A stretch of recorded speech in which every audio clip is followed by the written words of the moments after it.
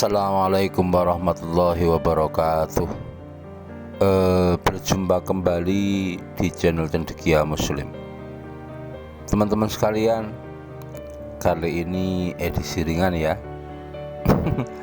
Kali ini teman-teman akan aku ajak untuk melihat dan mencermati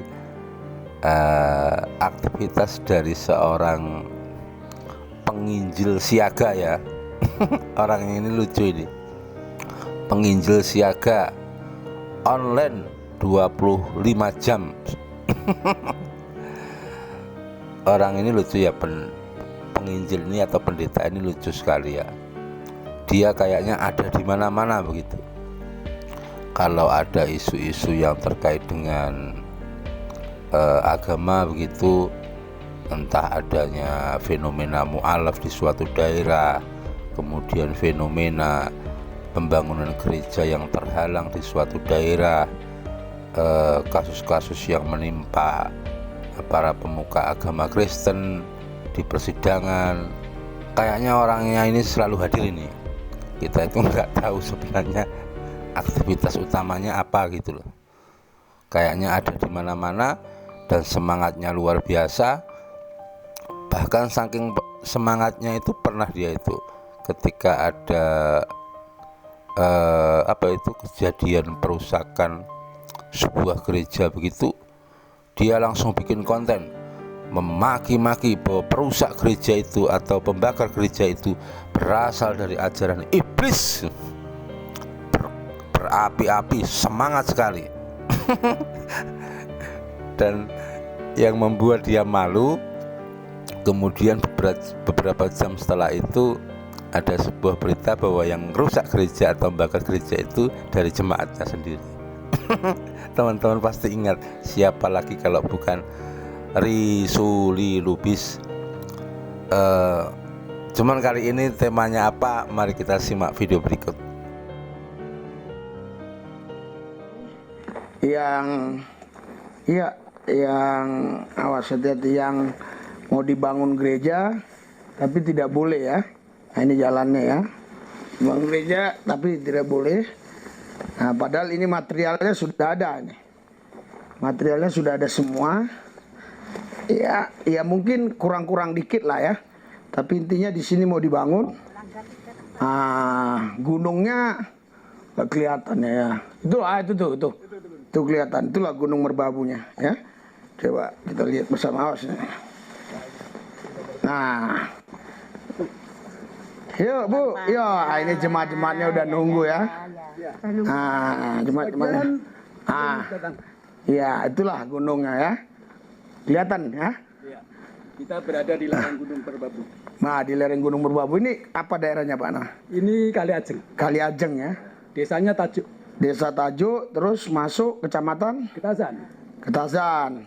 Kabupatennya Semarang, tetap Jateng ya, Jawa Tengah. Tetap Jateng. Nah, terus ini gimana Pak? Ini kok banyak batu-batu ini? Nah, gimana ceritanya Pak? Jadi ceritanya kita arah ke sini biar nanti biar bisa dilihat Pak nih. Jadi ceritanya dulu kita beli tanah kosong ini dengan maksud untuk membangun tempat ibadah. Ya, boleh dibilang gereja gitu. Iya. Lalu kita mengarang. Ya. Kita bisa Tuhan berkati membeli material ini dengan sudah lengkap. Ada kayu-kayunya, ada pintu-pintunya, udah lengkap, tapi kita simpan sebagian. Nah, yang tersedia di sini ya batu, pasir, koral, kemudian hebel untuk dinding. Tapi ketika kita mau mulai membangun, ternyata ada 1-2 oknum yang ya boleh dibilang keberatan begitu ya. Terus tanpa memberikan alasan, intinya ya keberatan kalau kita membangun gereja. Ketika itu saya mencoba untuk melakukan pendekatan, terus tanya apa masalahnya. Bisa agak kenceng Pak biar nangkap. Mereka juga hanya berpikir tidak mau ada gereja. Jadi tidak ada alasan apa-apa. Padahal yang disayangkan, pertanyaan kami kenapa tidak boleh ada gereja? Sementara ada jemaat. Kan perlu diwadahi itu. Ya. Jadi jemaat itu kan perlu ada tempat untuk beribadah. Iya. Kalau Muslim ya mestinya ada masjid ataupun musola. Iya. Sedangkan kalau Kristen ya harus ada gereja. Iya. Pertanyaan kami yang kenapa tidak boleh seperti itu? Ya mereka hanya bilang tidak boleh ada gereja. Nah, itulah yang menjadi masalah buat kami. Sekarang ini ya kami hanya bisa berdoa supaya ke depan dengan harapan ya mereka tidak lagi keberatan lah. Wong ada jemaatnya ya biarlah beribadah. Iya. Itu harapan kami seperti itu. Ini padahal ini agak jauh kayaknya dari kampung mereka, Nah, Pak. itu justru kalau gereja ada di sini, misalkan mereka merasa terganggu, harusnya kan tidak. Iya. Toh malah kita keluar dari kampung. Iya. Jadi kalau misalnya mereka merasa terganggu berisik pas kita ibadah dan sebagainya, terganggunya di mana? Iya. Yang kedua, kalau mereka merasa terusik, toh kami juga tidak mengganggu mereka. Iya. Kami tidak meminta mereka untuk ikut ibadah di gereja, wong mereka Muslim kan? Iya. Ya biarkan mereka. Jadi intinya begini, kami berharap biarlah mereka masyarakat yang Muslim ya menjalankan ibadahnya sesuai dengan keyakinan mereka dan di tempat ibadah mereka. Ya. Tapi biarkanlah kami gereja jemaat yang mestinya diizinkan untuk ada tempat ibadah. Hanya itu aja harapan kami. Iya. Nggak, cukup simpel lah. Iya. Tapi kan sebenarnya masih banyak lagi nih Pak jemaat. Oh banyak. Ya. Jumlah di sini itu ada 31. Oh, 31. Ya, 31. Dan 31 itu semua dewasa. Tidak ada yang anak-anak. Iya. Kalau digabung anak-anak lebih banyak lagi. Ya 39-an lah. 39-nya. Betul, ya. Iya. Jadi kasihan lah mereka ini kalau ke gereja harus pergi jauh ya. Betul. Bisa berapa kilo? Udah 10 kilo nyampe ya? Ya 10 kiloan. Iya. Harusnya sudah pantas di sini ada gereja. Seharusnya sudah pantas di sini. Ya, karena jauh kalau untuk pergi ke daerah lain kan. Iya. Ya seperti itu ya, kami hanya bisa mendorong jemaat tetap semangat, mendoakan gitu dan mengasihi mereka juga yang itu tadi teman-teman ngakak ya lihat video itu. Pak Resuli Lubis ini kayak seorang anggota dewan ya, kayak anggota DPR yang lagi berkunjung ke konstituennya ya, lagi melakukan sidak begitu.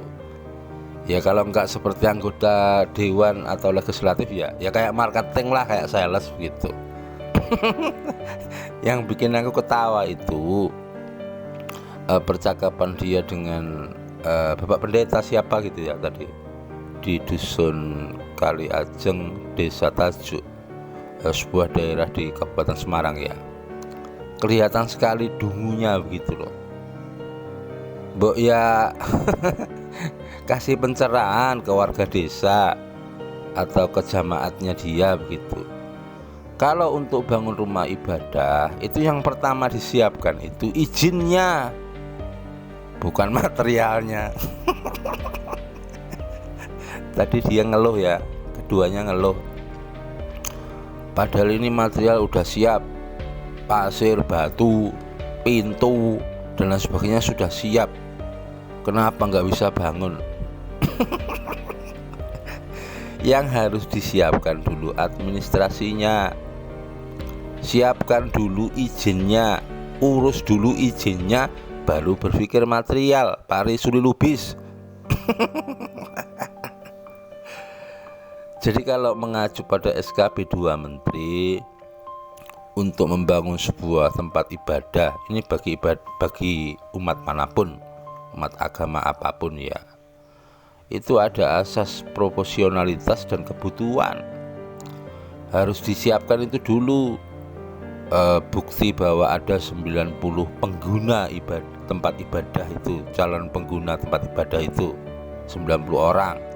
Kemudian minta izin persetujuan dari 60 warga sekitarnya. Itu yang harus dilakukan lebih dahulu untuk urus izin.